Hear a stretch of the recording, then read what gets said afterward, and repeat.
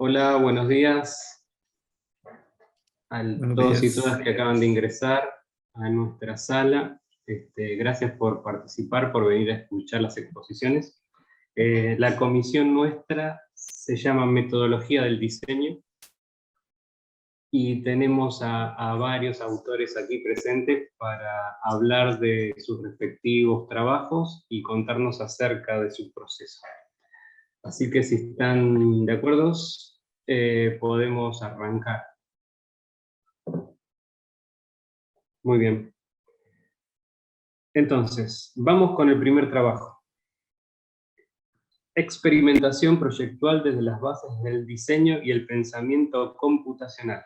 El autor es Felipe Arenas, de la Universidad Diego Portales de Chile. Felipe, cuando gustes. Muchas gracias, Gabriel. La presentación, suelo acotar que tiene dos autores. Estoy yo presente y también está Claudio Fredes, que es parte de la facultad. Antes de comenzar, agradecemos mucho el espacio, esta instancia de compartir y nos parece que este tipo de instancias son muy provechosas como para hacer redes y compartir ideas con respecto a las metodologías. Así que, bueno, ya nos presentaron, yo soy Felipe, Claudio, ambos somos arquitectos, trabajamos como docentes en la Universidad Diego Portales, acá en Chile, y ahora les vamos a presentar lo que estuvimos haciendo el primer semestre. Hola, buenos días a todas y todos. Como decía bien Felipe, esto está emplazado nuestra presentación en Santiago de Chile, ahí ven una foto de la universidad. Y más que nada la malla donde se encuentra, siguiente Felipe, Eh, el, ahí sí, donde se encuentra el curso que hacemos nosotros, porque la temática de esta presentación es el nombre del curso que se encuentra entre cuarto y quinto año. Es un optativo de la línea que viene a rematar un poco lo que son los cursos como de fabricación digital y de diseño asistido por computadora. Más allá de eso, en esta escuela de arquitectura no hay más que eso. Entonces, como que pareciera que es como un bicho raro, porque es una escuela igual un poco más conservadora con respecto a los temas de diseño y que de alguna manera estos cursos vienen a refrescar o a integrar conocimientos que pueden aportar a la formación de los estudiantes de la escuela. Siguiente. Bueno, si vemos, por ejemplo, los desarrollos tecnológicos como la inteligencia artificial, estos no son nuevos, llevan casi 70 años desde su aparición y que ha ido evolucionando hasta lo que hoy en día conocemos, por ejemplo, lo que es el deep learning o el aprendizaje de redes neuronales. Y bueno, las posibilidades que introduce la nueva tecnología en el ámbito del diseño plantean la necesidad de integrarla en la formación de lo que son los arquitectos y los diseñadores. Bueno, esto lo viene afirmando en los últimos años John Maeda, que incide en la división entre Felipe, lo que es el diseño clásico, que es centrado en desarrollar un producto que este es posteriormente comercializado, el design thinking, que se centra más en aportar soluciones a las necesidades del usuario, y el diseño computacional. Bueno, este último es el que para Maeda define como el futuro del diseño y que requiere que un diseñador entienda los lenguajes de programación, sepa reflexionar la forma crítica sobre la tecnología, sea capaz de aprender acerca de los nuevos desarrollos tecnológicos, y de alguna manera esto implica que hay que mantener una perspectiva abierta acerca del proceso de diseño, estar en disposición de incorporar herramientas que hasta cierto punto pueden tomar el control o ayuden de alguna manera a la toma de decisiones, como lo que hablamos recién, por ejemplo, lo que es la inteligencia artificial o el machine learning. Bueno, aquí Randy Deutsch en este diagrama identifica 4 personalidades representadas en un super user, porque, que así lo nombra, que por un lado está el arquitecto, o diseñador integral, el hacker, que bien tiene los conocimientos computacionales, el data science, que de alguna manera es el que maneja toda la data y la puede visualizar, y por último, el algorithm builder, que es el encargado de diseñar máquinas abstractas generadoras de contenido. Por ejemplo, lo que algunos ya están desarrollando con lo que es Rhinoceros y Grasshopper, puede ser parte de este fabricador de algoritmos. Siguiente. Bueno, el tema del pensamiento computacional se trata de una forma de pensar propicia a lo que es el análisis de ideas y la relación de estas para la organización, representación lógica, estas habilidades se ven favorecidas con ciertas actividades y con cierto entorno de aprendizaje para el proceso de diseño. Esto es más que nada lo que es el pensamiento computacional. Se habla de procesos por el cual una persona, a través de habilidades que son propias de la computación y que son propias también del pensamiento crítico, logra hacer frente a problemas de distinta índole de diseño. Por ejemplo, modelar, descomponer un problema, procesar los datos, crear algoritmos y de alguna manera generalizarlos. Esto se utiliza para resolver de forma algorítmica los problemas que son de distintas disciplinas, no solamente en el diseño, sino en la matemática, ciencias biológicas y la humanidad. Wing presenta el término de pensamiento computacional, el cual se basa en la potencia y límite del proceso que tiene la computación y que pueden ser ejecutados por el hombre, no siendo exclusivos de la computación. De tal forma generar como una actitud, una habilidad de aplicación, y no solo un conocimiento propio de la gente o informático o científico en el área de la computación. Como decía antes, que involucra la resolución de problemas en el diseño de sistemas y comprensión de comportamiento humano a partir de conceptos fundamentales de las ciencias computacionales.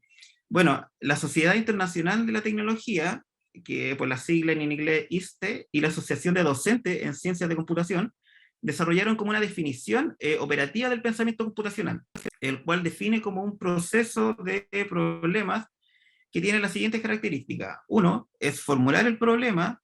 2, organizar los datos de una manera lógica. 3, representar estos datos mediante abstracciones, modelos y diferentes códigos. Automatizar las soluciones, identificar y analizar posibles soluciones con el objeto de encontrar la combinación mejor posible, armarla con un número infinito de pasos, y generalizar y transferir estos procesos de solución a problemas de una gran diversidad de datos. Siguiente. Bueno, tomando en consideración todo lo anterior, es que surge ya desde el pensamiento computacional lo que vendría siendo el diseño computacional, que básicamente es el uso del pensamiento computacional aplicado al diseño, es decir, trabajar con reglas, con operaciones, con algoritmos, y en este marco de proceso de diseño, los resultados que nosotros obtenemos pueden ser propicios para crear formas, evaluar variaciones de formas o de espacios, y tomar decisiones más informadas sobre el diseño. Una forma de clasificar diferentes tipos de proyectos dentro del diseño computacional nos viene desde Alberto Comesaña, que clasifica proyectos que están dentro de lo que es generación de forma y ¿cómo se llama? Bueno, morfología en general, desde el diseño paramétrico, desde el análisis, que tiene que ver mucho con el procesamiento de información, desde la selección, donde tomamos decisiones basadas en datos para escoger diferentes elementos de los resultados, y finalmente los diseños que están ya más centrados en la fabricación, que nacen desde su génesis pensando en procesos de fabricación digital, con diferentes instancias de fabricación sustractiva o aditiva. Ya bien, en los resultados del ramo, lo que podemos encontrar son una serie de proyectos que comparten este tipo de clasificaciones, es decir, no son excluyentes, muchos de ellos son explorativos, muchos de ellos son más abstractos. Todo lo que se trabaja acá tiene que ver, tiene un énfasis importante en el proceso, en que los estudiantes sean capaces de construir algoritmos de diseño para crear ideas que logren satisfacer propósitos y desafíos de diseño que ellos mismos se pusieron. Y dentro de esto nosotros encontramos diferentes cosas que son mucho más sencillas, como una banca, hasta elementos mucho más complejos, como un laberinto hecho videojuego que tenía que navegarse a través de los sentidos. Entonces, estos resultados, estos 8 proyectos, también se pueden volver a reclasificar en cuanto a cómo en el proceso de diseño ellos trabajaron o no la parte computacional desde un énfasis más digital o más análogo. Vale decir, los estudiantes no necesitaban saber programar para poder diseñar computacionalmente. También podemos ver proyectos que tenían un foco de diseño mucho más específico, hasta proyectos que están más abajo, que tienen un foco de diseño mucho más experimental. Dentro de las tecnologías aplicadas existen una serie de cosas.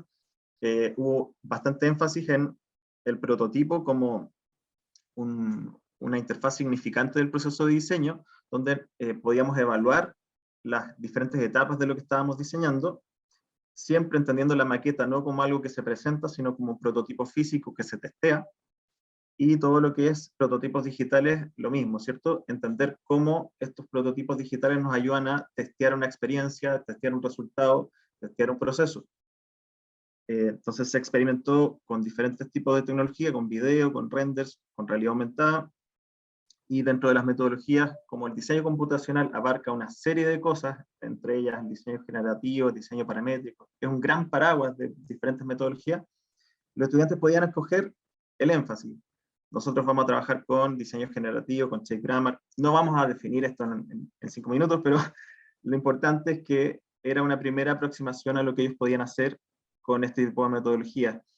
Este ejemplo es uno de los proyectos más complejos del ramo, que justamente hicieron toda la programación de forma análoga. Hicieron diagramas de flujo, hicieron geometría de la forma, perdón, que me puse una alarma por el tiempo.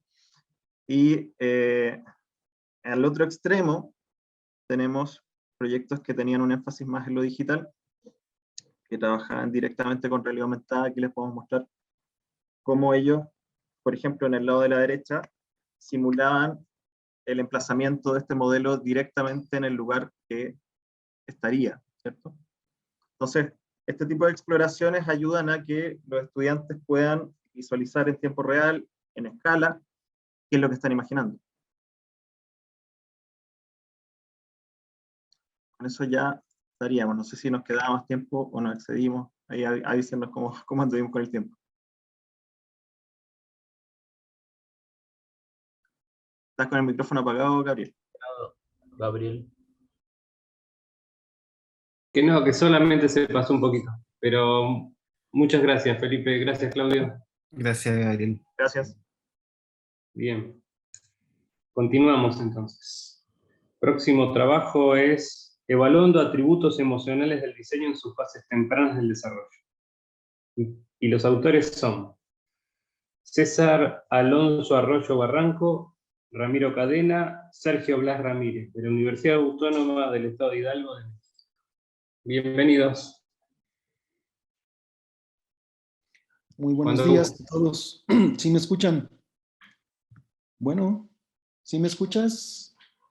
Perfecto. Perfecto. Muy buenos días a todos. Antes que nada, agradecer a la Universidad de Palermo esta oportunidad de poder compartir con ustedes este trabajo. Saludos desde México. Estamos en la ciudad de Pachuca, Hidalgo, muy cerca de la capital de nuestro país, la Ciudad de México. Estamos a escasos 50 minutos. Bueno, pues el día de hoy vamos a presentar esta ponencia, como ya lo mencionó nuestro moderador, y vamos a hablar acerca de las evaluaciones o de la evaluación del diseño en las etapas tempranas del desarrollo de los productos. Bueno, pues primero que nada, quiero comentarles, soy profesor del posgrado aquí en el área académica de Ingeniería y Arquitectura e imparto la asignatura de Diseño y Desarrollo de Producto, y a partir de esta asignatura que impartimos aquí en la universidad, surgió la inquietud de generar nuevas alternativas, sobre todo un método nuevo para la evaluación de alternativas de diseño, desde el enfoque emocional y principalmente en las etapas tempranas. Entonces les voy a comentar a manera de antecedente por qué surge este proyecto. Dentro de esta asignatura, como ya comenté, estudiamos algunos métodos para el diseño y desarrollo de productos y también estudiamos pues algunos modelos de desarrollo de productos. El método, o en este caso, perdón, el modelo en el cual nosotros nos basamos para hacer este trabajo es el modelo genérico desarrollado por Ulrich y Epina, que son autores de la obra diseño y desarrollo de productos, y ellos proponen un modelo genérico de proceso de diseño que consta de 6 etapas. La etapa de planeación, que es la etapa número 1, la etapa número 2, el desarrollo del concepto, el diseño a nivel de sistema, el diseño de detalle, pruebas y refinamiento, y el inicio de la producción. Bueno, pues etapas tempranas son aquellas etapas, principalmente la fase 1 y la fase 2, que constan de la planeación y el desarrollo del concepto. En estas etapas, pues prácticamente el diseñador va a desarrollar todas aquellas alternativas que están siendo solicitadas a través de un brief de diseño donde se encuentran todas las necesidades que en este caso pues un mercado o un grupo de usuarios está demandando, en este caso a la empresa, que es para la cual trabaja el diseñador. El diseñador, al generar estas ideas, estas primeras alternativas, pues tiene que tomar decisiones.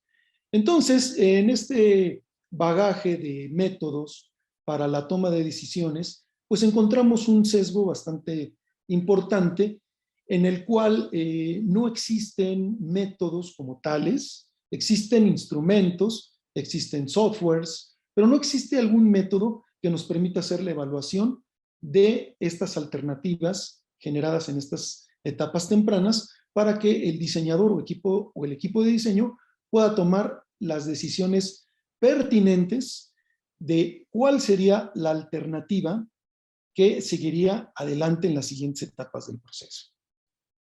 Entonces, se ha propuesto dentro de esta problemática un método para la evaluación de los atributos emocionales de estas alternativas primarias. Cabe mencionar que es importante hablar de que estos atributos emocionales o estos atributos que tienen que ver con el impacto emocional que tendrán estos futuros productos en los usuarios, y tiene que ver con las intenciones del diseñador en persuadir o en evocar ciertas emociones en estos futuros usuarios. Esto va a depender, por supuesto, del tipo de mercado al que va dirigido el producto, el tipo de usuario, etcétera. Entonces, con base en esto que les acabo de comentar, se ha pues propuesto un método de 5 etapas para que podamos hacer esta valoración y precisamente en estas etapas tempranas. Este método principalmente está, como ya les comenté, consta de la primera etapa, que es la recepción del brief. En esta recepción, pues el documento se recepciona, contienen todas aquellas necesidades a resolver. La etapa 2 es la interpretación del brief, que es sumamente importante para poder entender qué es lo que están demandando los futuros usuarios. La etapa número 3, la generación de alternativas, en donde, pues bueno, se llevan a cabo diferentes alternativas de diseño que van a ser posteriormente en la etapa 4 valoradas o evaluadas. Y finalmente en la etapa 5 tendremos la toma de decisiones. Para ello, en este caso, sistematizar el proceso de valoración, pues también nos dimos a la tarea de desarrollar una aplicación en el lenguaje Visual Basic, en donde pues prácticamente hemos hecho una sistematización de este proceso de valoración. Y en esta sistematización, pues básicamente nosotros lo que hacemos es analizar las imágenes de las alternativas generadas en estas primeras etapas de diseño. Estas imágenes pues pueden ser renders, pueden ser bocetos, pueden ser imágenes fotográficas de, por ejemplo, modelos 3D. Y una vez que tenemos o contamos con estas imágenes, se les da un tratamiento a través de esta aplicación donde vamos a elegir qué emociones vamos a valorar. Por ejemplo, podemos valorar la emoción del deseo, la emoción de disfrutar o la emoción de diversión. Entonces, con base en la elección de estas emociones, están pues extraídas de este brief, de esta interpretación del brief, la aplicación nos va a permitir ponderar, es decir, de acuerdo a una justificación, el por qué estamos dando una ponderación a una determinada alternativa, nosotros vamos a ir valorando cada emoción. Es decir, vamos a darle un valor, por ejemplo, a deseo, a disfrutar o a diversión. Entonces, esa ponderación, una vez que se lleva a cabo, se termina el proceso de evaluación específico de esa alternativa y se continúa con otra de las alternativas que surgieron en este primer ejercicio de generación de soluciones de diseño. Pueden surgir varias soluciones, pueden surgir 4, 5, 6, n número de soluciones, que son las que tendremos que ir valorando bajo este esquema metodológico. Entonces, ¿cuál es la conclusión de lo que les estoy comentando? Pues que a través de este método que se ha propuesto y esta aplicación, nosotros podemos tener esa metodología, esa manera de poder desarrollar una evaluación sobre las características o los rasgos emocionales de los diseños generados en las primeras etapas del proceso de diseño y desarrollo de producto, y que con esta solución estamos dando respuesta a una problemática encontrada en todo ese bagaje de métodos. Por ejemplo, voy a mencionar solamente alguno, que es el método de Datum o matriz de convergencia controlada, que en este método pues solamente se enfoca pues a valorar o evaluar algunas características de los diseños, como pueden ser su funcionalidad, puede ser su costo, su proceso de manufactura, pero dejando de lado toda la parte de la motivación o los rasgos emocionales de las propuestas de diseño.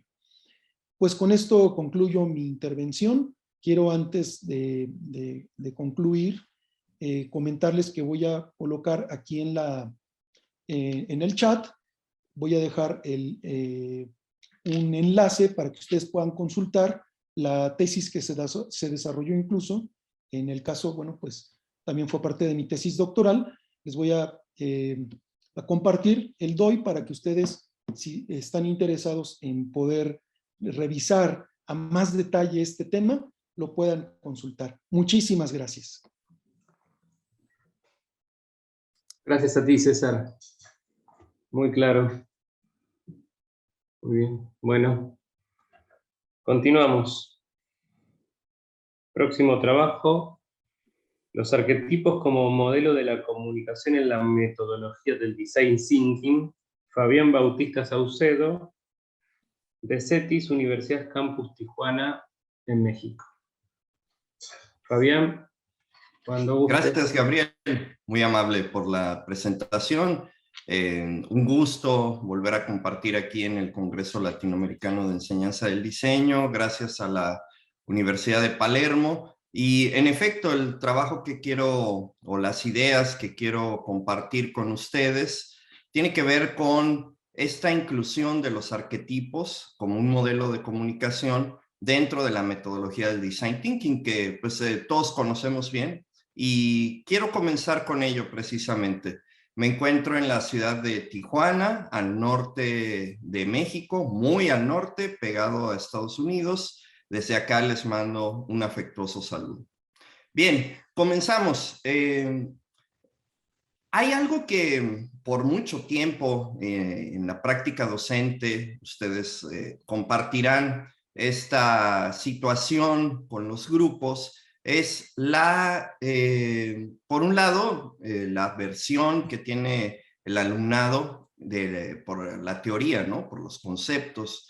La práctica del diseño pareciera que es la parte que domina o que más interesa al alumnado. Y es lógico, ¿no? Nuestra profesión es una profesión 100% visual, y en el campo en el que yo me dedico a dar clases es la ingeniería en diseño gráfico digital. Entonces, pues la cuestión práctica es la que permea. Pero el punto de partida, comenzar con eso, es que no podemos disociar la teoría de la práctica. Y algo que ha funcionado muy bien en las clases que me toca impartir es precisamente mostrarle al alumnado cuáles son las ventajas de la parte conceptual y manejar proyectos de aplicación donde definitivamente necesitamos conceptos teóricos. Entonces, por eso inicio con esa idea de la teoría más la práctica como algo imposible de disociar. Luego tenemos la metodología del Design Thinking, que bueno, tiene ya varias décadas, y considero que hay puntos que nosotros debemos de cuidar, sobre todo en el aula o cuando manejamos algún proyecto de diseño, y es evitar la experimentación aislada. ¿A qué me refiero con esto? De que volvemos a esta motivación tan práctica que tenemos los diseñadores y que pudiera ser una tentación muy grande, de hecho veo que lo es, llegar a estar experimentando y olvidarnos de esta parte metodológica.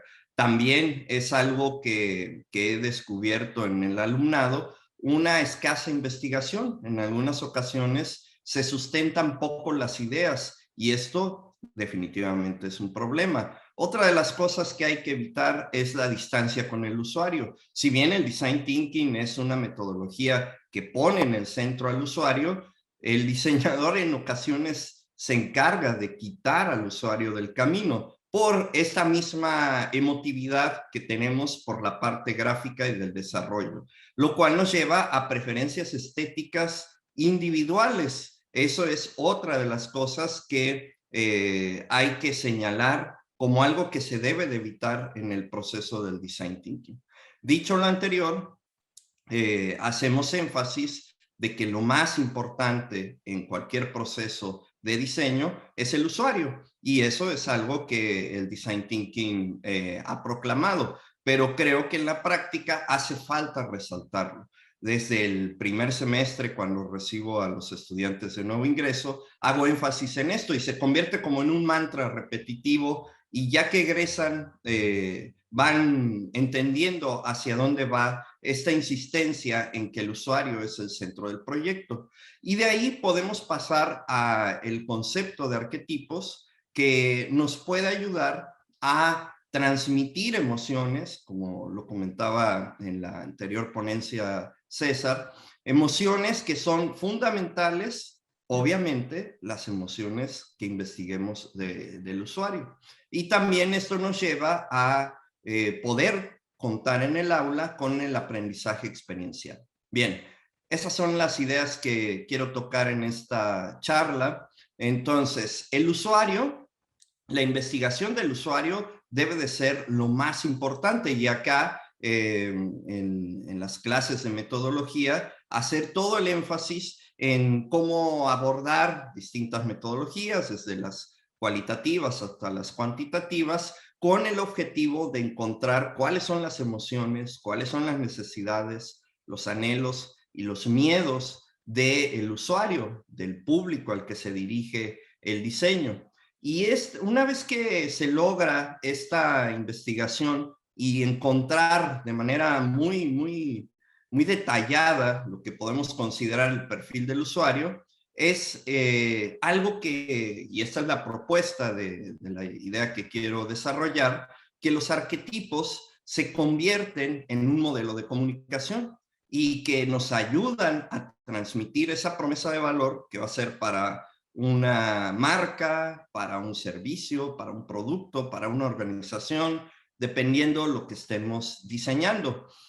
Y esto no es algo nuevo. Los arquetipos es un concepto que desarrolla el psicoanalista Carl Gustav Jung, y que desde el siglo pasado hizo un desarrollo profuso, donde el arquetipo, él lo define como una imagen primordial que está en el inconsciente colectivo de todo ser humano.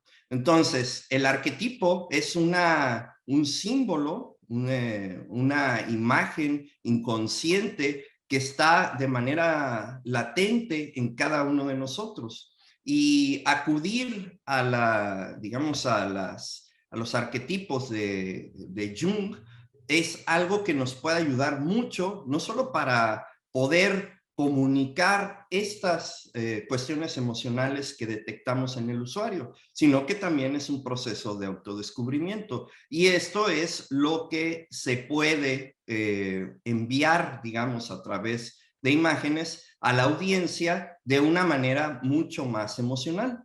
Entonces aquí hay una caracterización que se hace de 12 arquetipos de Jung, y en esta ilustración los mostramos, donde de hecho el propósito de Jung desde el psicoanálisis es el desarrollo personal, obviamente, y lo que nosotros podemos adaptar cuando estamos desarrollando una marca, sobre todo, ¿no? Una marca debe de contar con una personalidad, pero se puede extender a cualquier diseño, es encontrar con base en el usuario, por eso siempre el centro debe de ser el usuario, cuáles son las emociones que vamos a comunicar referente a la personalidad de la marca, del producto o del servicio que querramos nosotros comunicar. Y una vez que tenemos claridad en ello, nosotros podemos elegir uno de estos 12 arquetipos. No es aspiracional mencionarlo con mucha claridad. ¿A qué me refiero con ello? De que, por ejemplo, en el caso de cada uno de nosotros, ahorita si son curiosos y se ponen a ver cuáles son estas 12 posibilidades, van a encontrar alguno que les llame la atención. Por ejemplo, en este listado ponemos el arquetipo, el lema y el deseo. Vamos a centrarnos en 2 nada más, y por ahí puse en la portada a Baby Yoda, y eso tiene que ver con el sabio, ¿no? El arquetipo del sabio, ¿cuál es su lema? La verdad te hará libre, ¿no? El arquetipo del sabio siempre está buscando la verdad y el descubrimiento del mundo a través de esa verdad, ¿no? Entonces, una vez que conocemos nuestro arquetipo, podemos conocer también incluso nuestras limitaciones, porque Jung habla de la sombra, y comunicar de manera muy precisa qué es lo que queremos hacia la audiencia. Y ya para cerrar, los arquetipos nos ayudan también a la comprensión de la diversidad en el aula. Cuando pongo este ejercicio con el estudiantado, no solo me sirve para decir, ok, nuestra marca tiene el arquetipo del explorador porque son los valores que más se acercan, vamos a diseñar con esas características. Los estudiantes comienzan a jugar y dicen, oiga, profesor, creo que yo soy el mago. Entonces, eso también como profesor te ayuda a comprender cómo son tus alumnos desde una parte mucho más profunda, y este autoconocimiento para cada uno de ellos y ellas es muy importante y les ayuda en este proceso de crecimiento humano. De modo que es una herramienta de comunicación, pero entendiendo que Carl Gustav Jung lo propuso como un modelo de desarrollo humano. Por ahí están las ideas que quiero compartir con ustedes. Les agradezco mucho el tiempo. Les dejo mi correo por si están interesados en que intercambiemos un poco más de ideas, ya que este tiempo pues hay que respetarlo y es acotado. Muchas gracias. Regreso el micrófono contigo, Gabriel, Adrián. Gracias. Gracias, Fabián. Muy claro, muy interesante. Muy bien. Continuamos. Próximo trabajo. Sinestesia para diseños multisensoriales. María Gutiérrez, USAC, Guatemala. Cuando gustes.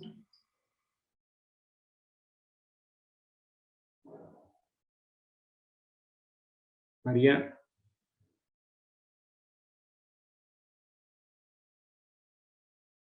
Está en la sala, pero tiene el micrófono muteado y no la ve. Ahí ya tiene los permisos, María. Gracias. Ya, si es que no tenía permisos. ¿Qué tal? Mucho gusto. Como ya habían dicho, mi nombre es María Gutiérrez. Soy de Guatemala, de la Facultad de Arquitectura y Diseño de la USAC. Pues nada, mucho gusto. Qué bueno estar con ustedes por acá. Excelente participación las que he estado escuchando. Y pues Antes de empezar a hablar de este tema de la sinestesia, pues yo quisiera empezar con una pregunta para ustedes, ¿verdad? ¿Qué pasa si un cliente importante llega un día con ustedes y les dice, mira, necesito un diseño, pero quiero que este diseño pues se vea como que es lunes, pero huela como a un viernes de verano de Europa?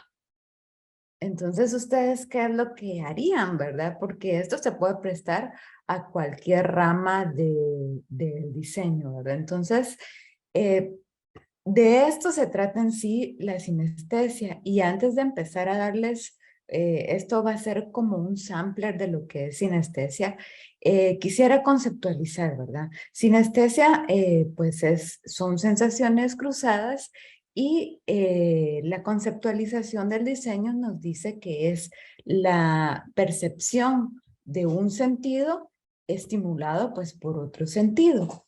Y pues hablando un poco de esto, es como los arquetipos, ¿verdad? No es que sea algo nuevo. Francis Galton empezó a estudiar y a darse cuenta de este fenómeno más o menos en 1880, pero sus investigaciones pues no tuvieron mucho fruto y a las personas que manifestaban ser sinestésicos se les trataba con autismo o esquizofrenia o alguna otra enfermedad mental. Entonces, pues así se fue desarrollando y más o menos, para decirles un poco, la Bauhaus empezó a hacer ya estudios formales en cuanto a diseño y sinestesia. Y pues no los voy a engañar, ¿verdad? No todas las personas tienen este potencial de ser sinestésicos, solo un 4% de la población mundial pues tiene, digamos que esta habilidad adicional, pero los diseñadores, pues con un entrenamiento exhaustivo, podemos lograr el acoplamiento perceptual y con esto poder crear metáforas, ¿verdad? Y que al final pues es de lo que va a hablar esta charla. He de hacer notar que en 1981 el italiano Bruno Murani viene y dice, o sea, exterioriza su preocupación porque pues los diseños únicamente se estaban enfocando a la parte visual y dice, pues, ¿qué está pasando, verdad? Los diseñadores solo proyectan cosas para la vista sin importarles si después esto va a ser pesado al tacto, si esto va a ser liviano o qué va a pasar con esto. Y entonces acá empieza él a hacer una serie de estudios basado mucho en el diseño japonés.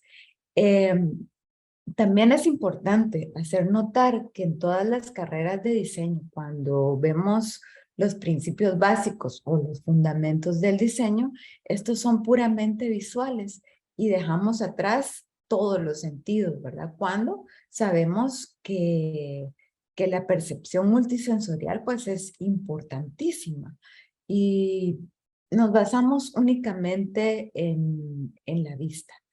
Pero como les decía, con un entrenamiento pues exhaustivo se puede lograr estas metáforas. Y cuando hablamos pues de estas metáforas, como por ejemplo yo les puedo decir, si vemos lo que pasa con la teoría del color, ya vemos pues un excelente ejemplo, ¿verdad? Si pensamos en chocolate oscuro, un chocolate blanco, un chocolate con leche, un chocolate rubí, todas estas cosas, pues nos vamos a dar cuenta de que vienen a nuestras mentes no solo colores, pueden ser olores y también pueden ser esa presencia del color que la sentimos pues muy fuerte.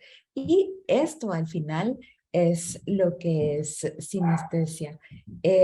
Wick Rainier en su libro Principios de la Bauhaus, ya menciona, ¿verdad? Que cómo Kandinsky venía y en sus cátedras él mezclaba color con sonido para producir sus obras. Y también nos menciona cómo ya habían mediciones estadísticas para la forma y el color, mezclando todas estas cosas. Dina Ricó, que es del técnico de Milán, ella dice, ¿verdad? También expresa en sus estudios cómo en la Bauhaus ya tenían la idea de la obra total, un diseño que no solo tenía que abarcar el sentido de la vista, que es en el que nos basamos casi todos los diseñadores, sino que todos los sentidos, ¿verdad? Entonces, esto es muy importante. Y Michael Haverkamp, alemán, él nos dice que si bien sí la Bauhaus empezó a hacer estos estudios, igual se quedó mucho en el sentido de la vista. Y él dice, bueno, ¿qué es lo que pasa con la vista? Es que la vista nos puede dar conocimiento acerca del tacto y también del gusto. Y viene todavía más allá y dice, ¿y qué pasa con el olfato? Es que a través del olfato podemos sentir sabores y a través del gusto podemos sentir texturas y en el oído podemos sentir movimiento.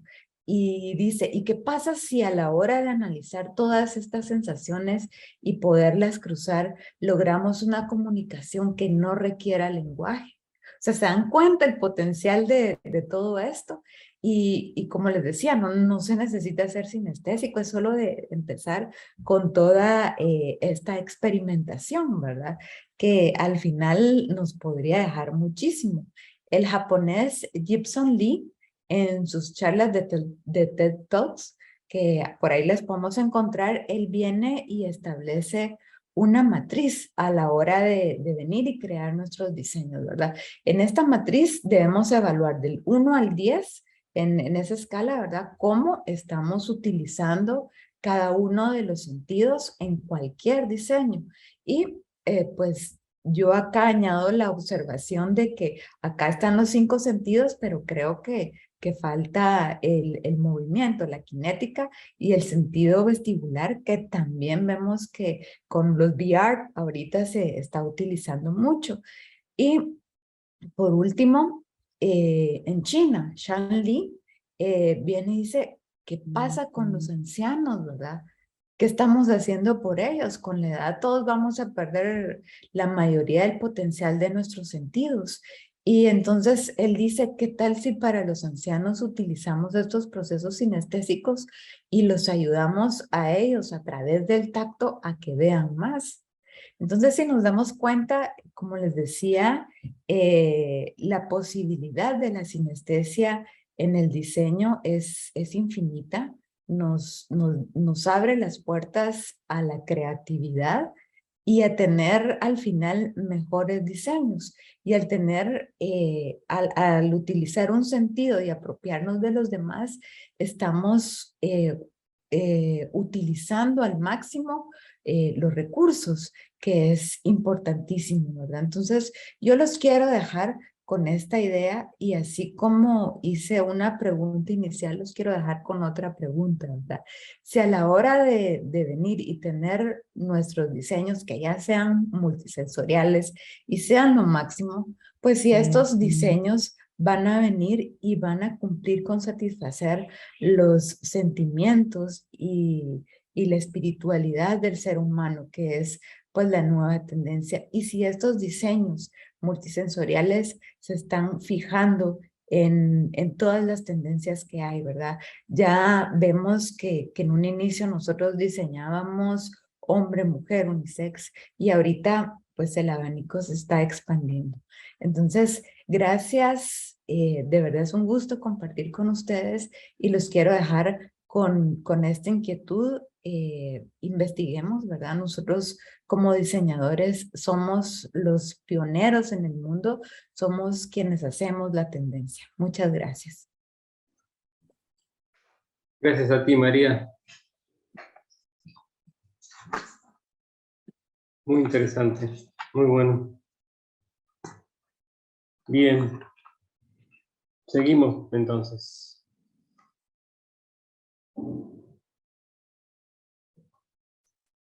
Próximo trabajo, la percepción como mecanismo clave en el proceso de diseño. Las autoras son Marta Nidia Molina González, Sonia Guadalupe Rivera Castillo, de la Universidad Autónoma de Nuevo León, de México. Cuando gusten.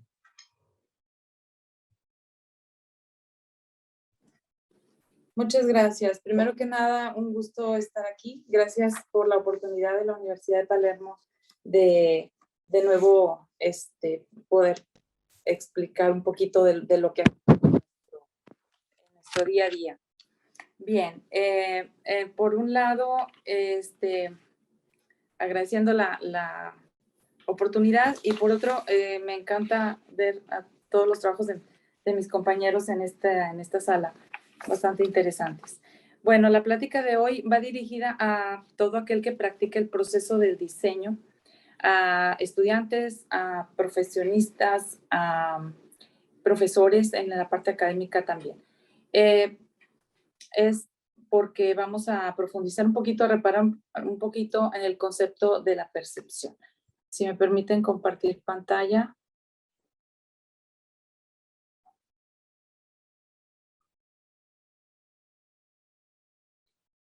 No sé si ahí se ve. Por ahora no se ve. No se ve todavía.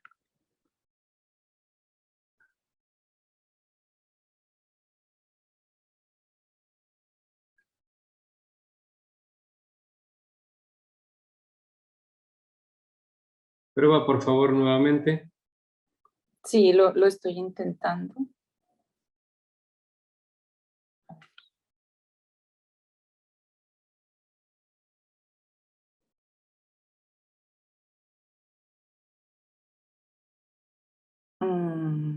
¿No? ¿No se ve? No, dame un segundito que voy a ver con soporte Ajá. técnico si... Nidia, Hola Gaby, sí. ¿cómo estás? Sí. Tiene los permisos, Nidia, así que debería poder compartir sin problema. Vamos a ver qué puede llegar a ser. Okay. Bueno.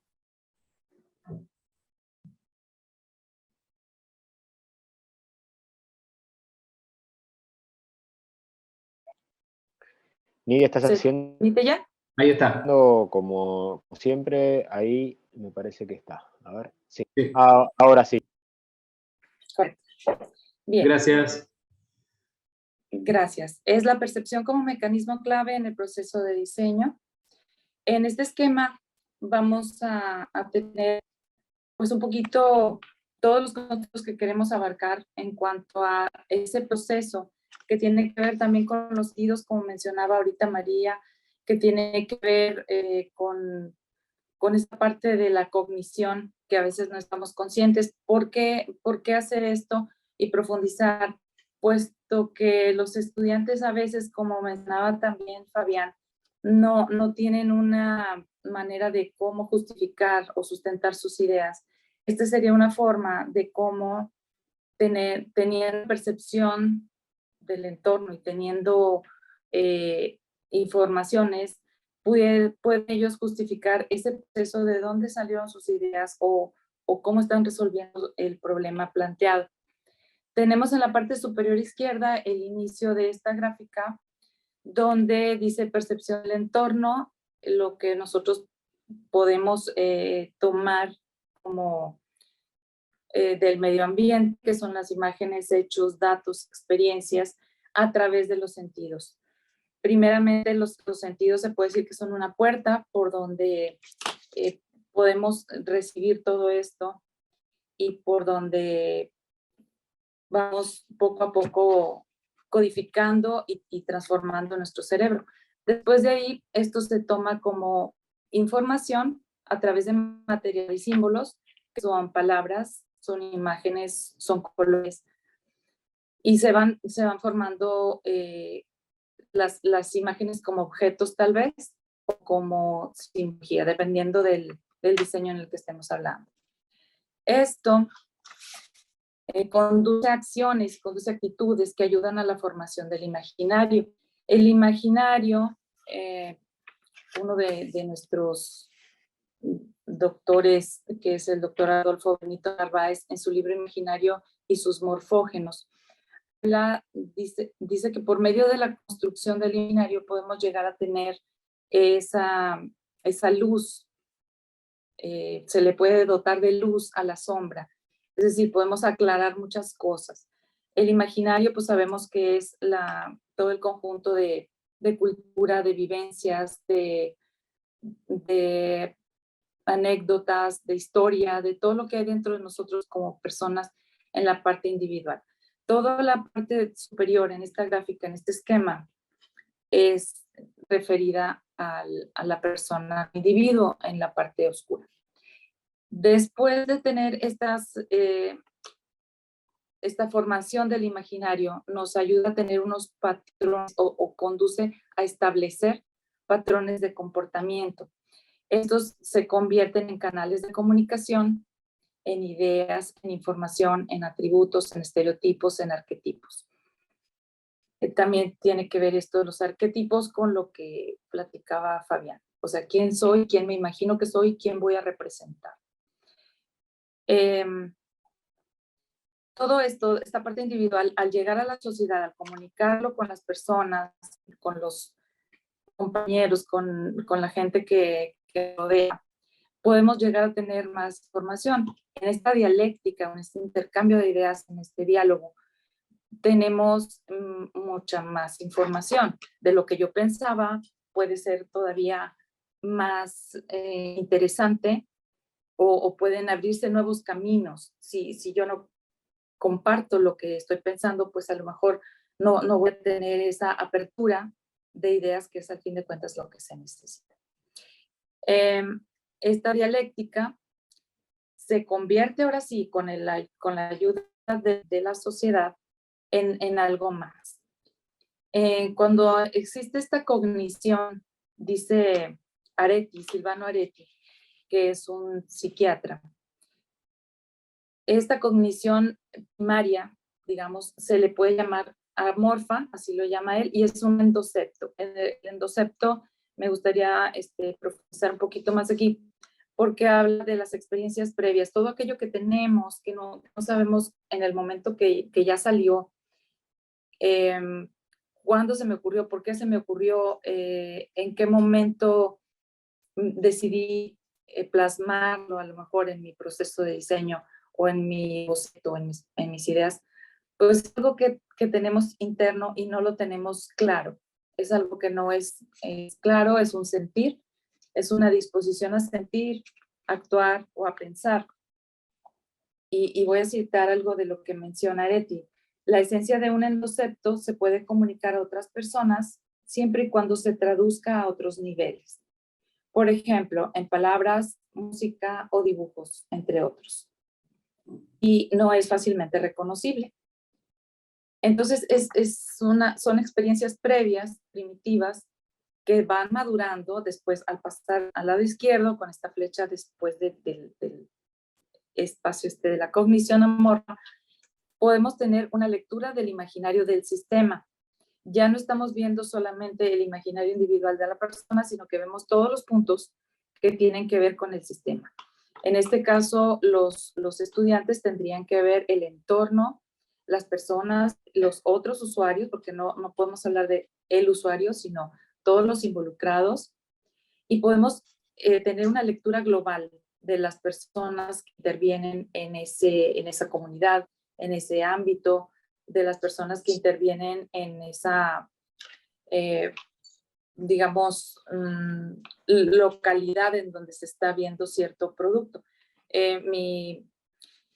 Mi disciplina es el diseño industrial, entonces por eso lo ligo a los objetos principalmente.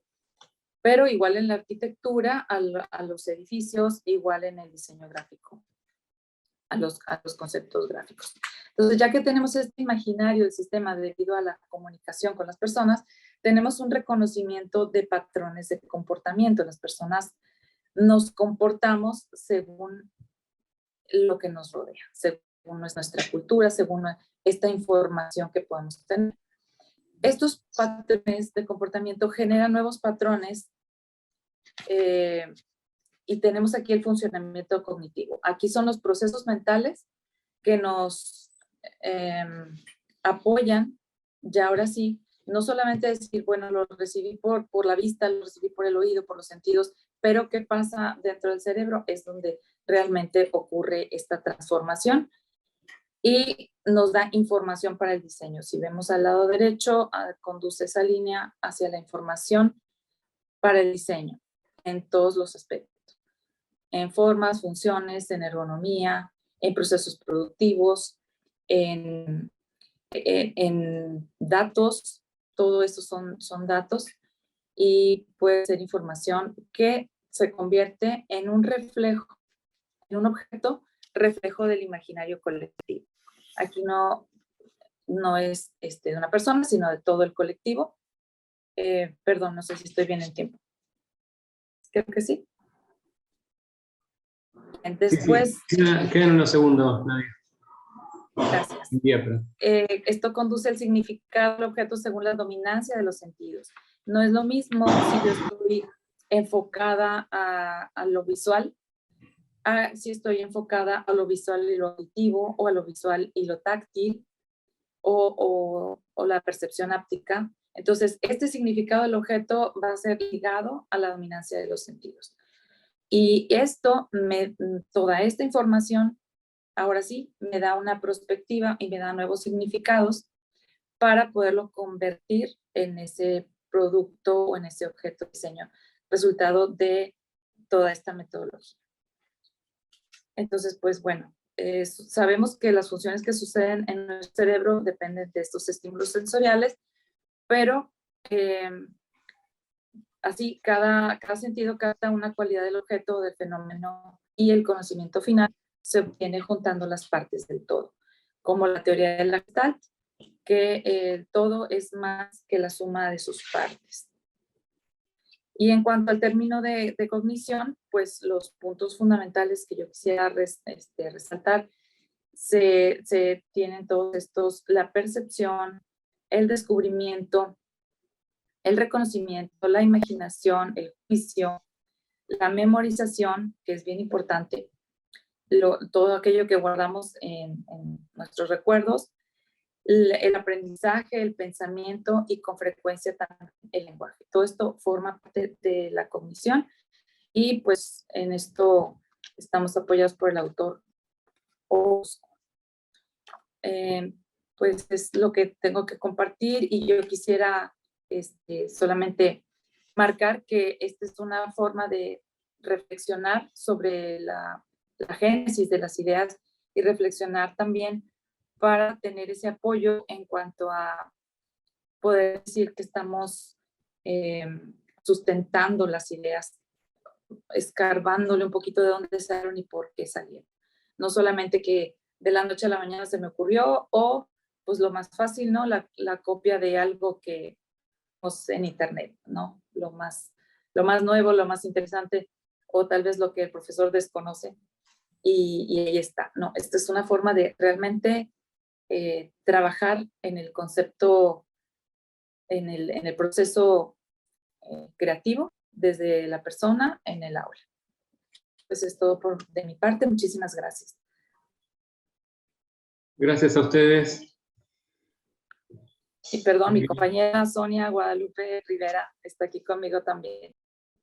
Una disculpa. No, sí, la presenté también a Sonia. Muy Gracias. bien. Bueno, continuamos con el próximo trabajo: diseño y robótica, nuevas modalidades de práctica y pedagogía. Sebastián Veracruz Durán, Universidad Mayor Real y Pontificia de San Francisco Javier en Bolivia.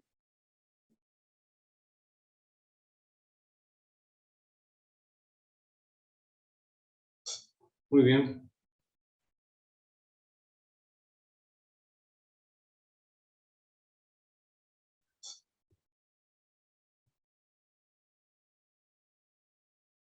Sebastián, ¿me escuchas? ¿Sí? Perdón. Estaba El muteado. micrófono, perdón. Muy buenos días, muchas gracias por estas charlas, ¿no? Bueno, voy a comenzar.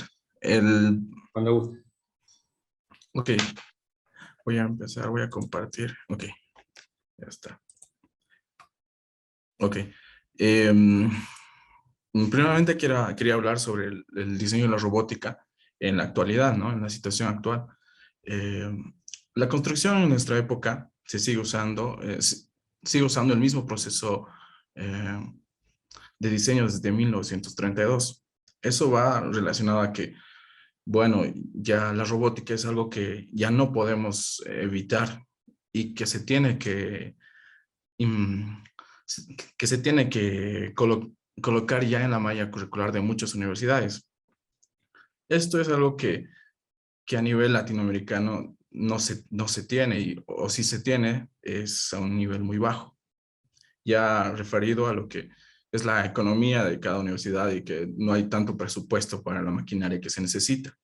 Pero es algo que ya no se puede aceptar, porque un diseñador o arquitecto ya no, en el futuro ya no va a poder competir ante otras universidades que ya pueden pagar esto, como pueden ser un arquitecto de Japón o de Londres, por ejemplo, que ellos ya tienen, aunque sea una base de cómo defenderse.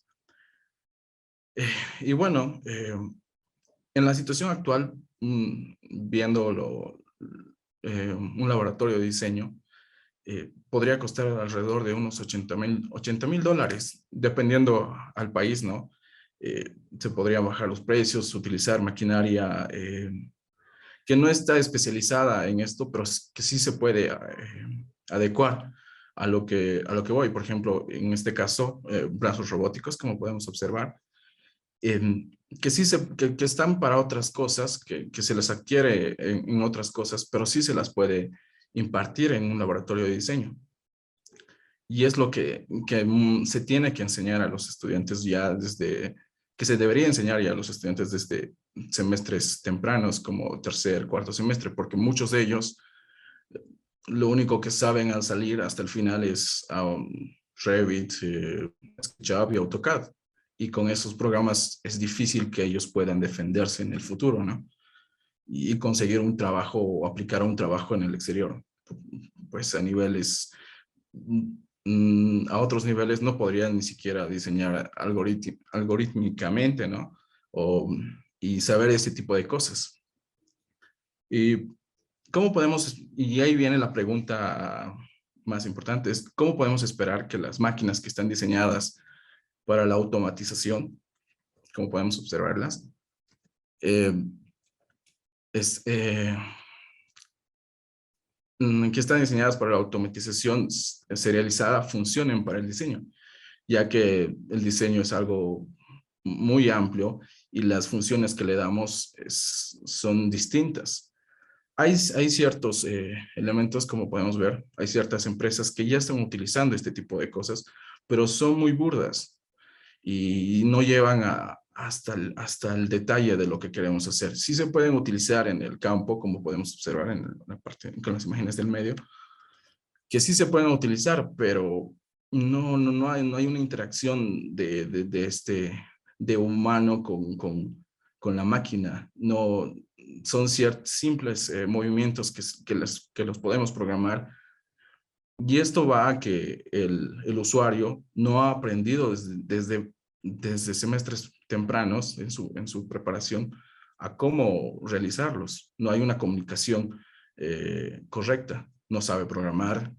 Y si sabe, lo aprendió en una maestría después de 5 años. Y eso es algo que ya no podemos aceptar en el ahora, ¿no?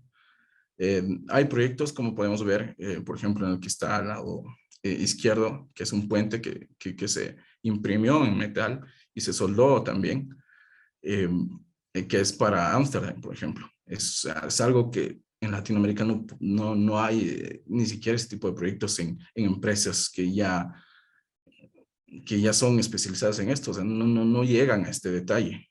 Y eso es porque no tenemos una malla curricular referida a la robótica o computación.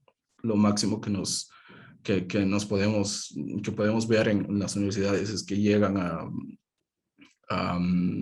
no sé, aprender vectores, aprender Python para algunos comandos en Revit, pero no es suficiente, creo yo. Y es algo que se tiene que promocionar, ¿no?, en las universidades.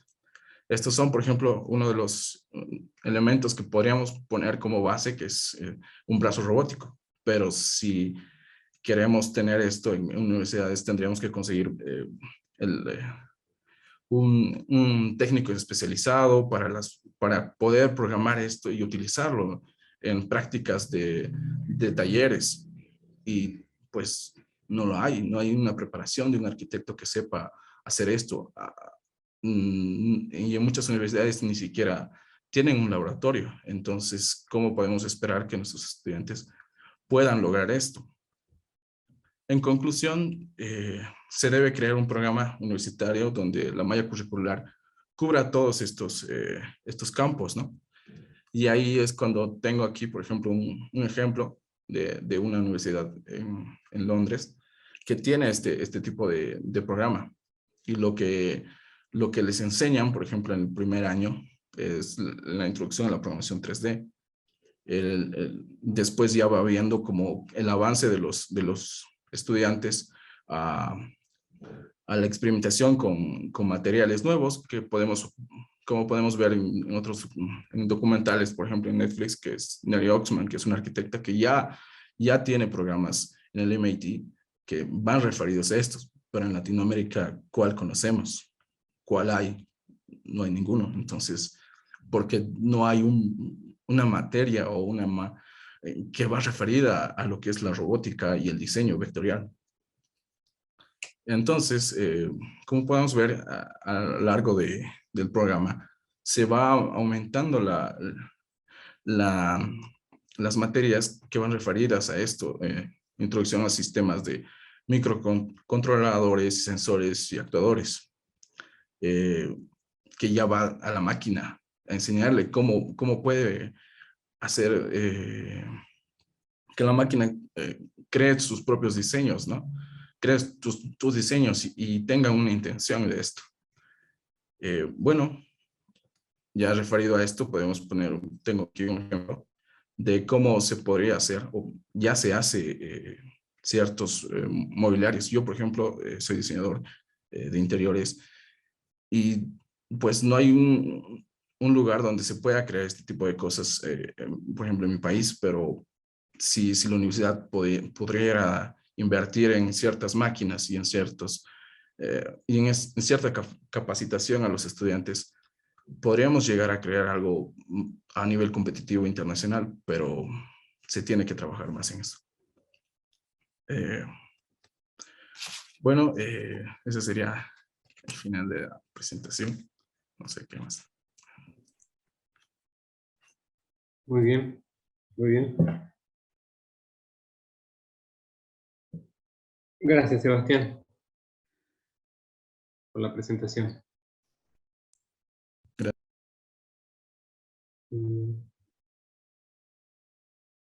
Bien, continuamos.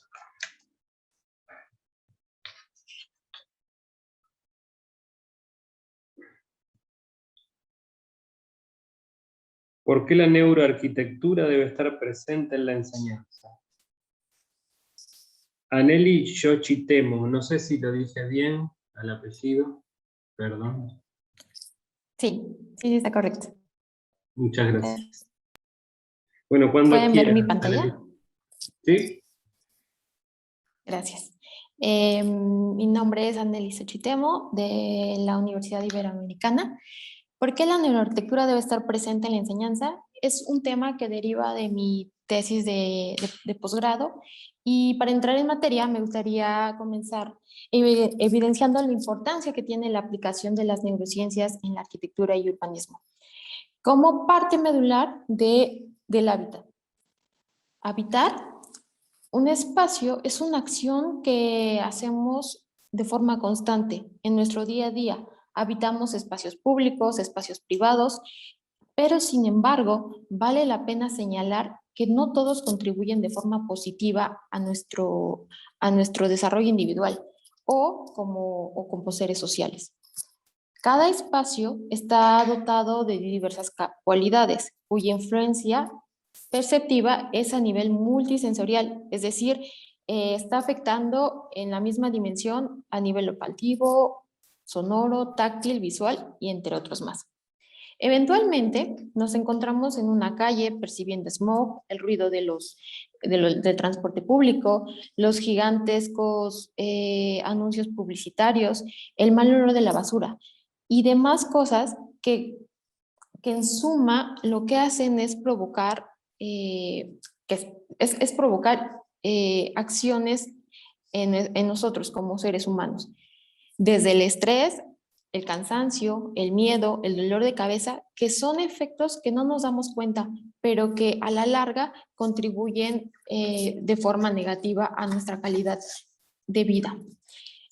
Bajo este preámbulo, es importante visualizar que la labor como arquitecto y urbanista es importante, pues somos nosotros los responsables de que a partir de nuestras habilidades generemos algo que empobrezca o que incluso, o lo que es mejor, enriquezca la calidad del entorno. Pero esto no va más allá de un criterio personal, sino que busca de forma transversal e integral consolidar aspectos funcionales, estéticos, simbólicos, psicológicos, perceptivos y demás elementos que se encuentran en nuestro entorno. De forma que esta integración ayude a la disminución de efectos negativos de nuestro entorno. Sin duda, han sido muchos los esfuerzos que se han intentado para resolver este problema, desde la estética ambiental hasta la neuroarquitectura, que es bajo esta que se han encontrado resultados tangibles y que es bajo la cual me voy a enfocar. Metzger conceptualiza esta ciencia como una relación totalmente estrecha entre los conocimientos neurocientíficos y los elementos arquitectónicos, donde todos estos elementos se consideran como unos estímulos que actúan en el cerebro y que generan acciones en nuestros sentidos. Aquí se considera al ser humano como un ser sensitivo, donde estamos dotados por un hipocampo, que es una región situada en el cerebro y que se activa únicamente con la percepción. Es decir, el ser humano hace una evaluación que la define como amenazante o agradable, pero esto no queda aquí. Lo que percibe lo convierte en respuestas emocionales, fisiológicas y psicológicas. Esto conlleva a que también tiene una alteración a nivel social. Cabe resaltar que existen múltiples estudios que han referido a estos efectos. Muchos se han concentrado a nivel de la salud, como los efectos que se generan en pacientes que están en unidad de cuidados intensivos o los pacientes de centros geriátricos. Obviamente estos están en búsqueda de una solución o de una recuperación más en menos tiempo o en una mejora en su enfermedad. En este sentido, aunque muchas investigaciones están enfocadas en esto, lo que se busca es que la producción literaria que se ha hecho referente a este tema se extraiga y que permita generar estrategias para la mejora de entornos, ya no solo a nivel salud, sino de viviendas o de nuestro espacio público.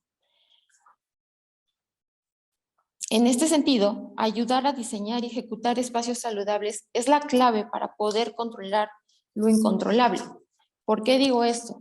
Porque sumado a esto, identificamos que la ONU ha definido que para 2050 se estará teniendo una sobrepoblación, lo cual nos lleva a que se generen más espacios masificados y en suma esto va a contribuir a mayor contaminación, ruido, olores, tráfico, estrechez y demás cualidades que lo único que van a hacer es alterar nuestra calidad de vida. Por lo tanto, generar espacios que nos ayuden, no se puede decir que se va a eliminar o se va a solucionar al 100%, pero lo que se busca es que se reduzcan los efectos de estos efectos que ya no están en nuestras manos y que pues tenemos que ayudar a solventar de alguna u otra forma para que el impacto sea menor. Por lo tanto, la clave está en que nosotros como los profesionales que intervenimos en estos espacios, es decir, nosotros los responsables de diseño, tenemos que tener las bases para poder gestionar este tipo de espacios. Es entonces que lo que yo les propongo es que podamos visualizar el esbozo metodológico que propongo para ello. Este esbozo metodológico consiste en 5 fases y que está integrado por la ingeniería Kansei y la metodología de imaginarios desarrollada por Silva. Lo que se busca en sí es un objetivo esencial, es extraer, integrar, analizar todas las necesidades sensitivas deseadas por el usuario y obviamente las necesarias, las que hacen o las que le van a permitir habitar el espacio de una forma más cómoda o que le genere mayor calidad de vida. Es una metodología que hace una revisión de los estudios científicos que se han realizado en relación al impacto generado en el ser humano. Integra características perceptivas, las cuales se definen o se extraen a partir de un elementamiento formal y perceptivo del sitio en cuestión, es decir, puede ser un espacio público o una vivienda. Posteriormente se identifican aquellos elementos que son clave para la implementación de las características, es decir, ya nos vamos a la forma, a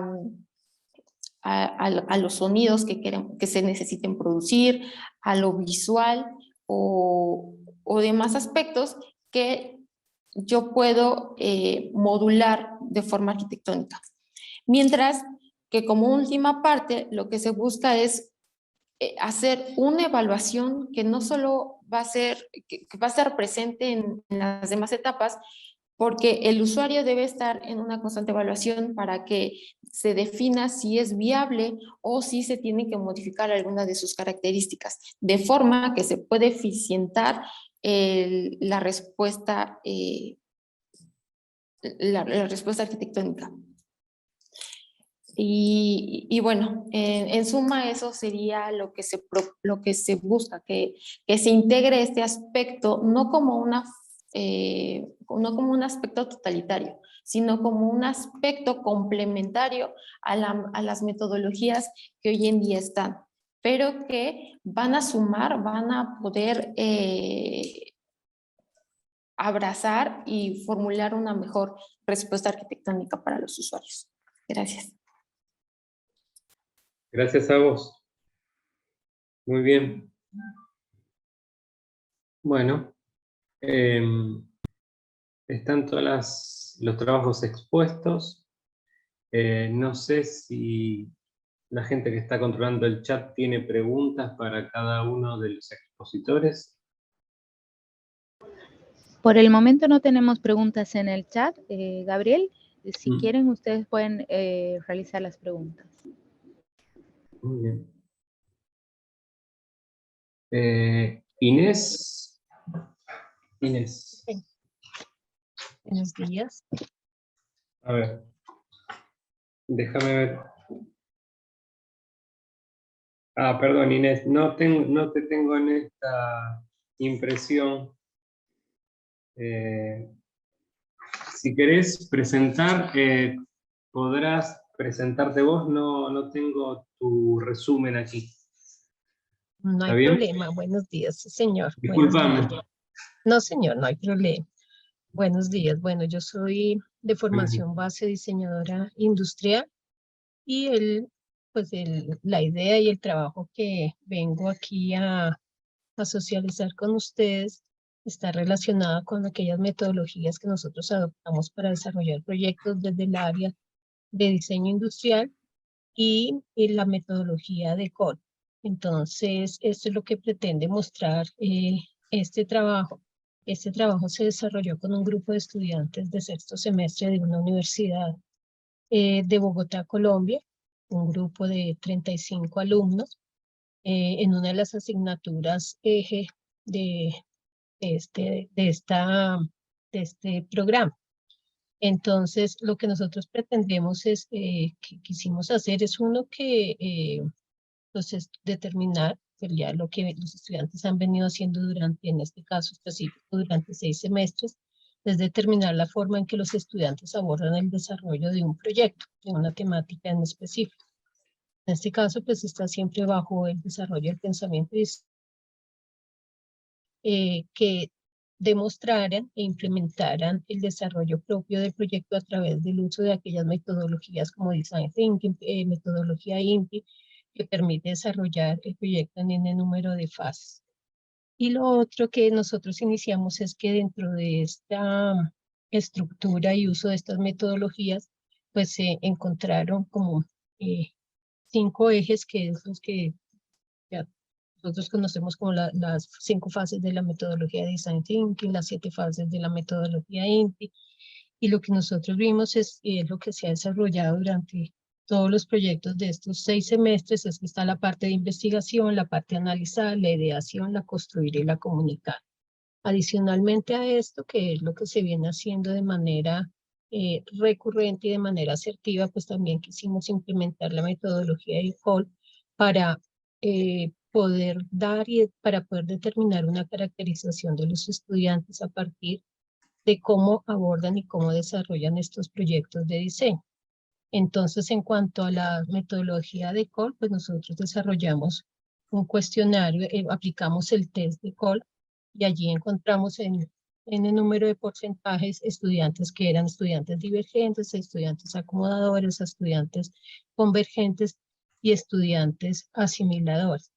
Entonces, el objetivo de esto, uno era que todavía no está por terminar, una de estas era determinar que los alumnos entendieran en qué parte de COL, del diagrama del COL se encontraban, ¿no?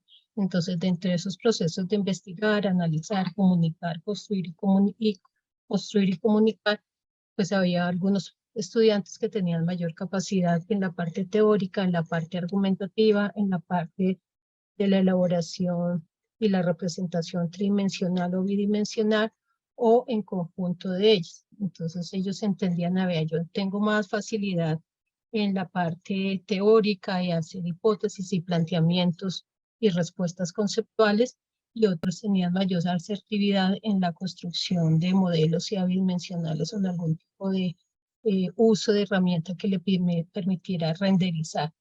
Entonces, dentro de estos, pues ellos encontraron, se hizo pues una socialización a partir de los resultados y se encontró, y ellos se enmarcaron dentro de aquellos aspectos que estaban inmersos, ¿no? Entonces eran más alumnos activos o divergentes, eran más alumnos reflexivos o asimiladores, eran más alumnos teóricos o alumnos pragmáticos.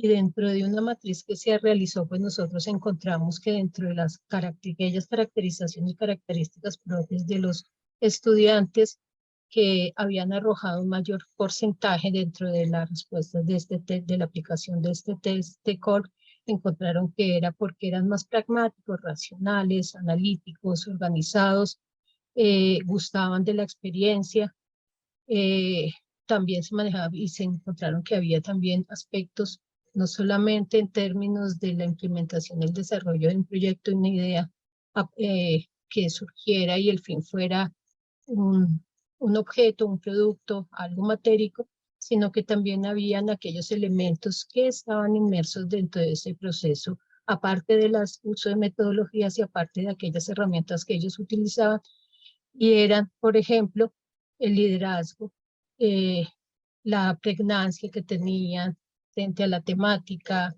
la misma reflexión que se generaba al interior del grupo, si eran más deductivos y ese tipo de cosas.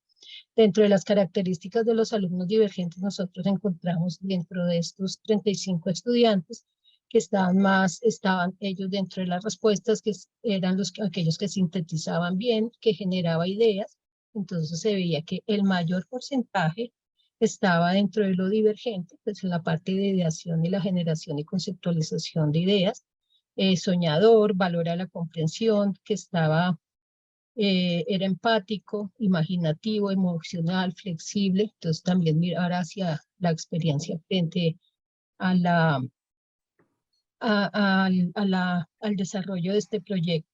Y dentro del alumno asimilador, pues nosotros se encontró que era planificador, que disfrutaba de diseño, que era poco empático, pues también hay aquellos quienes prefieren trabajar de manera individual, de manera no en grupo, o se les dificulta hacerlo de manera grupal.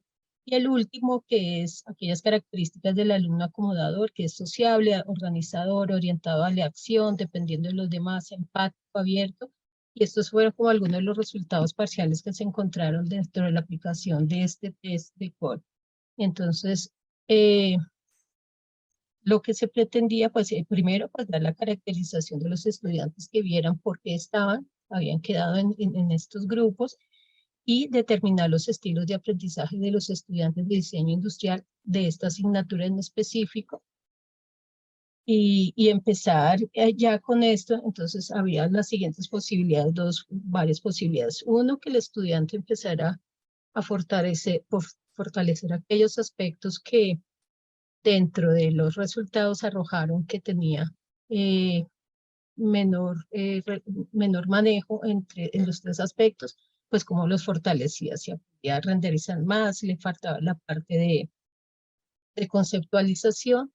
O dos, entender por qué se encontraba dentro de aquellos aspectos dentro de este modelo de COL, que es lo que nosotros queremos mostrar con este ejercicio que se hizo al interior del aula con implementando el modelo de COL. Gracias. Esto es lo que les quería socializar. Muy bien. Gracias, Inés. No, señor, a ustedes. Bien, muy bien. Entonces, como no tenemos...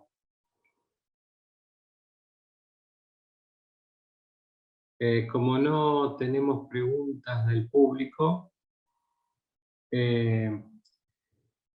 si les parece, podemos amplificar algo de lo que ya hablaron ustedes, si sienten que quedó algo por decir, o podemos hacer consultas internas, es decir, entre los expositores, entre alguno de los presentes, si quiere preguntarle algo directamente a alguien ahora, y hacemos una charla.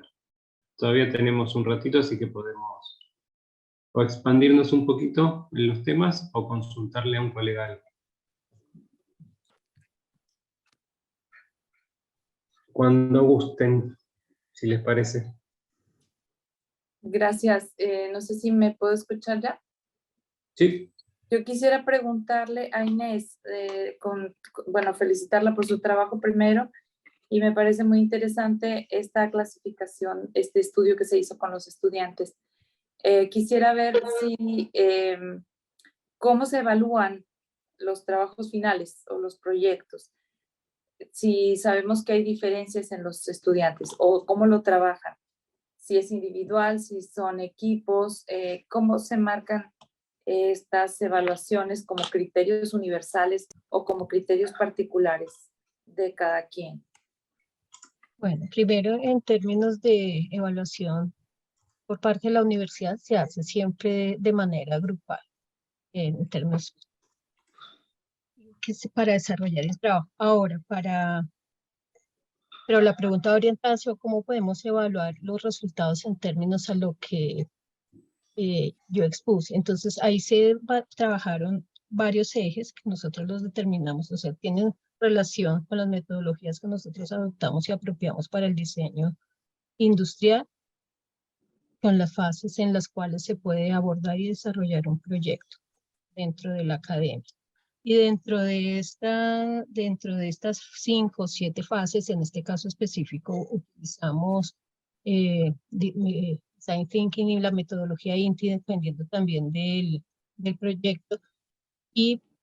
¿Y por qué se utilizó metodología INTI? Porque estábamos en un semestre que se llama optimización del recurso. Entonces se llegaba hasta la parte del prototipado, testeo y verificación. Y dentro de y otras que era ponerse en los zapatos del usuario. Y dentro de estas 3 grandes, nosotros trabajamos la parte de la investigación, analizar, ideación, construir y comunicar.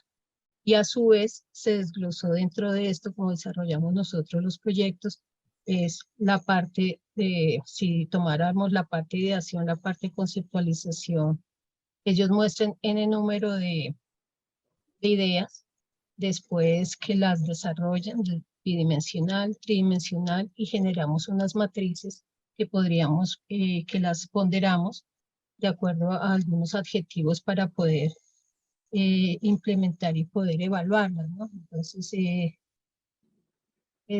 pedíamos, por ejemplo, entonces, desarrollar 10 bocetos, 10 conceptos de idea para el desarrollo de la propuesta de tal temática, y se ponía una evaluación. Desarrollar modelos bidimensionales y modelos tridimensionales para ya poder empezar a ver la propuesta ya tangible. Y sobre esa se daba una valoración. Entonces había grupos que uno veía que el grupo que lo estaba desarrollando tenía dificultades en términos que no tenía una representación gráfica a mano alzada muy buena, con un nivel de comunicación muy alto. Pero sí otros tenían más la parte renderizada. Entonces se empezó a mirar sobre los resultados, se dieron varias fases y varios entregables en los que se valoraba cada uno de lo que ellos debían entregar para poder determinar hacia dónde íbamos a orientar y construir el test de Cole, según Cole. Íbamos mirando esa parte. Correcto, muchas gracias. Bien, ¿alguien más tiene alguna consulta para algún colega o quiere agregar algo?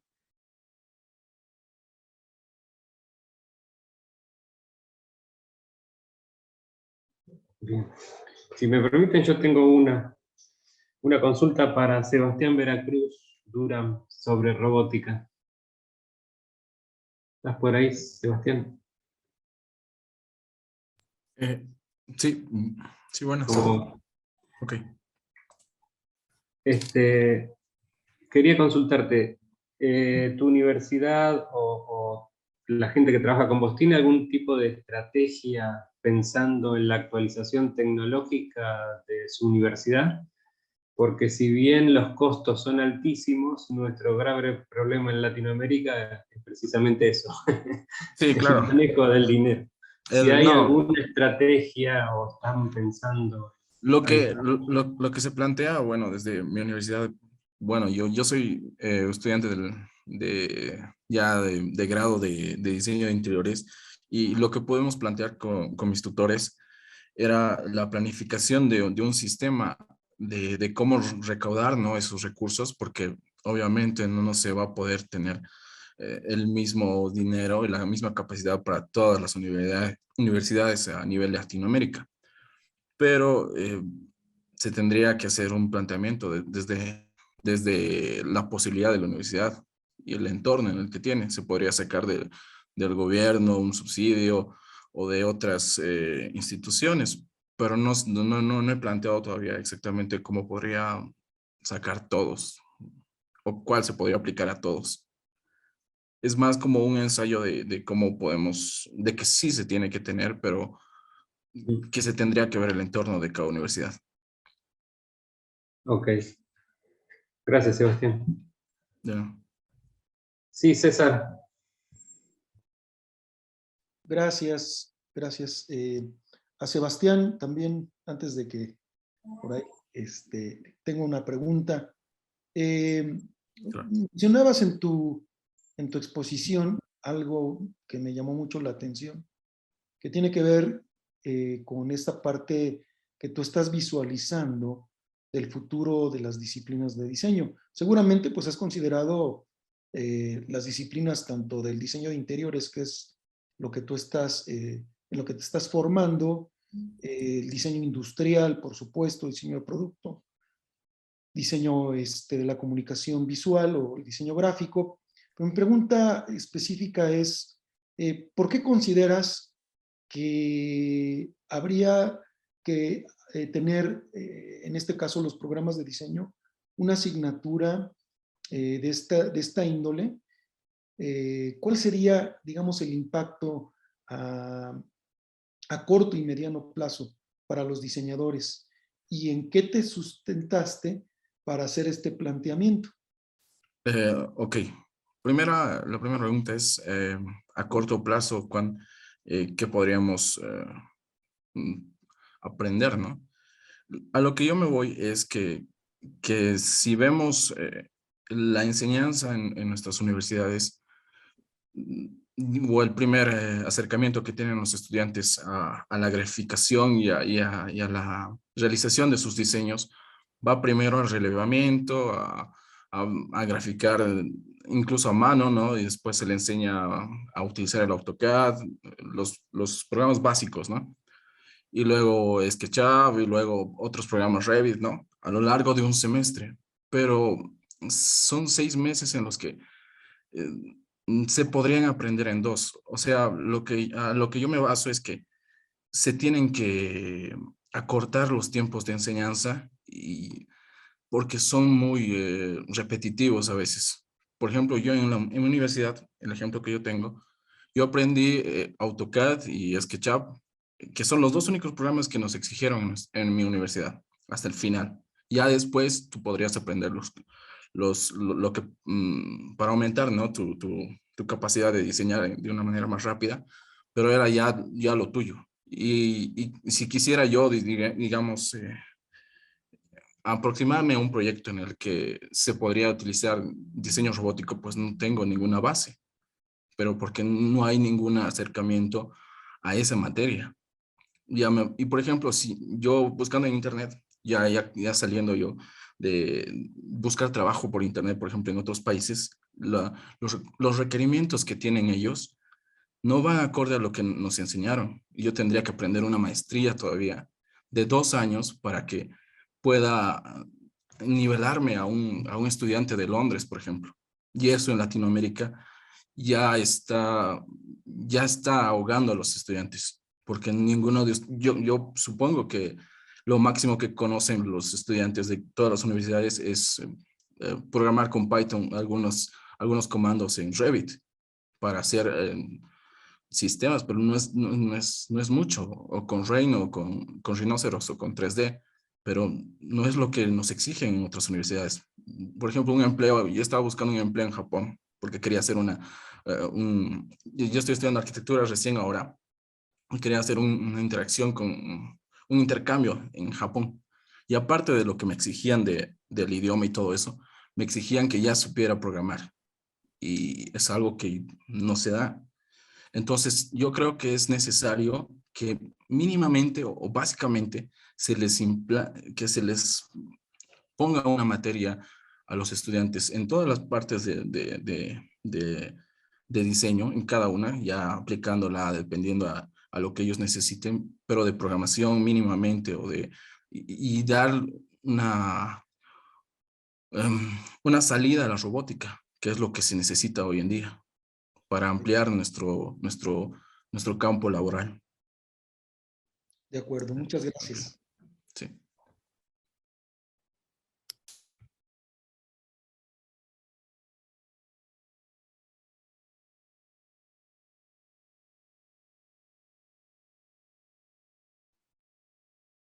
Gabriel, estás muteado. Hola, Sebastián, no te escuchamos ahí, ¿eh? No sé si... ¿Qué pasó?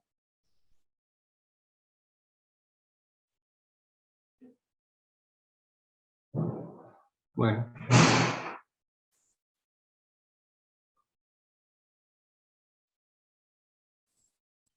¿Contestó César tu pregunta? Sí. Creo que la inquietud que yo tenía fue pues el por qué estaba sugiriendo la incorporación de estos conocimientos que, bueno, creo que sí pudieran ser bastante válidos y sobre todo en la parte también de quizás manejar algún tipo de lenguaje, aunque fuera un tanto básico como menciona.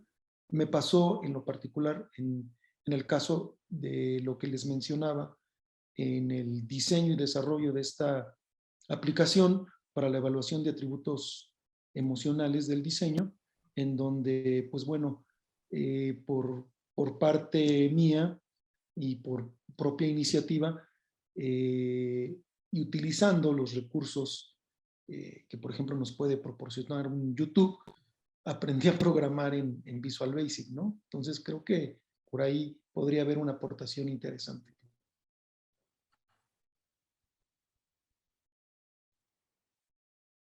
Eso sería bien. Muy bien. Gracias. Bien. ¿Alguien más tiene consultas, preguntas? ¿Algo que agregar a su exposición? Es el momento.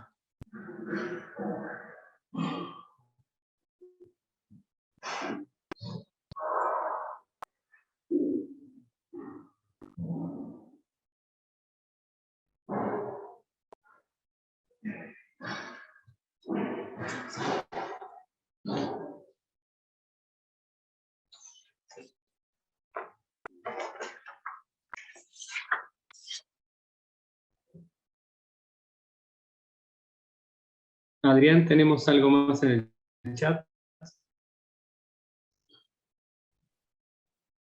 No, Gaby. Nada más. Bueno, muy bien. Bueno, entonces, si ninguno de los colegas tiene algo que aportar a su texto original o quiere consultar algo, podemos ir cerrando la sesión. Quedamos a espera de lo que ustedes decidan. Todavía tenemos unos minutos si quieren agregar algo. Hay algunas felicitaciones en el chat. Las exposiciones fueron todas excelentes, los temas muy interesantes, bastante disímiles uno de otro, a pesar de estar todos enmarcados en la metodología del diseño, pero el mundo de la Bauhaus con el mundo de la robótica o los arquetipos de Jung están, pareciera bastante lejos, pero mágicamente en estas charlas pudieron coexistir y funcionando muy bien. Así que gracias a todos y todas por participar y esperemos seguir encontrándonos en estos espacios y seguir avanzando en esto que es pensar un poco el diseño en el mundo que tenemos por delante, no solamente aquí ahora, sino lo que dejamos para los que vienen. Así que gracias a todos y a todas. Buenos días.